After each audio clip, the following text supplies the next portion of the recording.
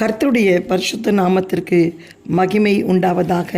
இந்த காலைவேளையிலே தொடர்ந்து தேவனுடைய வார்த்தையை தியானிக்க கர்த்தர் நமக்கு கிருபை செய்வாராக. கர்த்தருக்கு ஸ்தோத்திரம். சங்கீதம் 62:5. என் ஆத்துமாவே தேவனை நோக்கி அமர்ந்திரு, நான் நம்புகிறது அவராலே வரும். நீங்கள் தேவனுடைய வார்த்தையை விசுவாசிப்பீர்களானால் அதை உங்கள் வாழ்க்கையில் நீதியின் கிரியைகளினால் பிரதிபலிப்பீர்கள். உங்களுக்குள் காணப்படும் விசுவாசம் தேவனுடைய வாக்குத்தத்தங்களுக்கு செவி கொடுக்கும். தேவனுக்கு பயப்படும் பயம் உங்களுக்குள் இருப்பதால் நீங்கள் புத்தியாய் செயல்படுவீர்கள். தேவகுமாரனை பற்றும் விசுவாசம் உங்களுக்குள் காணப்படுமானால் இவ்வுலகத்தின் இன்பங்களுக்கும் அசுத்தங்களுக்கும் விலகி தேவனுக்கு உங்களை முழுமையாக ஒப்புக் கொடுப்பீர்கள். உங்களுக்குள் காணப்படும் விசுவாசம் உங்கள் வாழ்க்கையில் உண்டாகும் சோதனைகளையும் பரீட்சைகளையும் எதிர்கொள்ள தேவையான பலனையும் திறமையும் கொடுத்து சாத்தானை எதிர்த்து நிற்க செய்கிறது. அது மாத்திரமல்ல, போராட்டங்களின் வேளையில் தேவனுக்கு சமீபமாய் சேர்ந்து அவரை அடைக்கலமாகவும் தஞ்சமாகவும் ஏற்றுக்கொள்ள செய்கிறது. தேவனில் அன்பாயிருக்கிற விசுவாசமுள்ள மனிதன் தனது வாழ்க்கையில் வரும் சோதனைகளையும் நெருக்கங்களையும் எவ்வித முறுமுறுப்போ அல்லது குறை சொல்லுதலோ இல்லாமல் சகிக்கிறான். இஸ்ரவேல் ஜனங்கள் எகிப்தை விட்டு புறப்பட்ட போது தேவனை விசுவாசித்தார்கள், அவரை நம்பினார்கள். ஆனால் சூழ்நிலைகள் எதிராயிருந்தபோது தேவன் மேல் உள்ள விசுவாசத்தை இழந்து விட்டனர். தேவனை குறை கூறியது மட்டுமின்றி அவரை தூஷிக்கவும் துவங்கினர். தங்கள் வாழ்க்கையில் தேவன் செய்த மகத்தான கிரியைகளுக்காக அவருக்கு நன்றி உள்ளவர்களாய் இருந்து சோதனைகளையும் பாடுகளையும் மேற்கொள்வதற்கு பதிலாக அடிமைத்தனத்திலிருந்து தங்களை மீட்டு கொண்டு வந்த தேவனுக்கு விரோதமாக கலகம் பண்ணினார்கள்.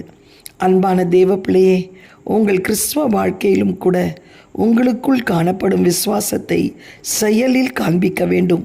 விசுவாசம் இல்லாத கிரியை செத்ததாயிருக்கும். அப்பொழுதுதான் நீங்கள் தேவனுடைய மகன் அல்லது மகள் என்பதையும் நீங்கள் உண்மையாய் அவரில் அன்பு கூறுகிறீர்கள் என்பதையும் உங்கள் சுற்றிலும் இருக்கிறவர்கள் அறிந்து கொள்வார்கள்.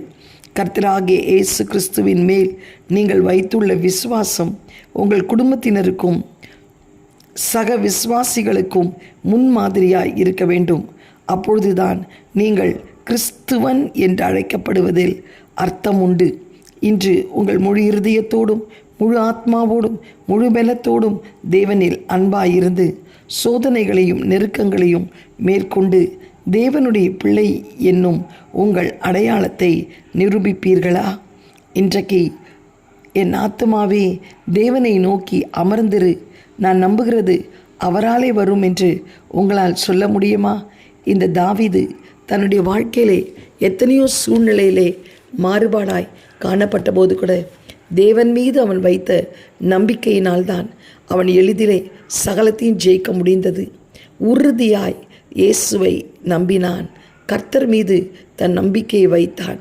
அதனால்தான் கர்த்தர் கூட என் இருதயத்திற்கு ஏற்றவன் என்று சொல்ல கர்த்தர் கிருபை பாராட்டினார். இன்றைக்கு எந்த சூழ்நிலையிலே நீங்கள் தள்ளப்பட்டிருந்தாலும் தேவனை நோக்கி அமர்ந்திருங்கள். நீங்கள் நம்புகிறது அவரால் மட்டும்தான் வரும். நீங்கள் எதை ஆண்டவரிடத்தில் நம்பி கேட்கிறீர்களோ அதை அவர் தந்தருளுவார். அவர் காரியங்களை கைகூடி வர செய்வார். கலங்காதீர்கள். நீங்கள் நினைக்கிறதற்கும் ஜெபிக்கிறதற்கும் வேண்டுவதற்கும் மேலான கிரியைகளை அவர் செய்ய வல்லவர் என்பதை மறந்து விடாதீர்கள். கண்களை மூடி நாம் ஜெபிக்கலாமா? எங்களை அதிகமாய் நேசிக்கிற நல்ல தகப்பனே, இந்த காலை வேளைக்காய் உம்மை நன்றியோடு ஸ்தோத்திரிக்கிறோம்.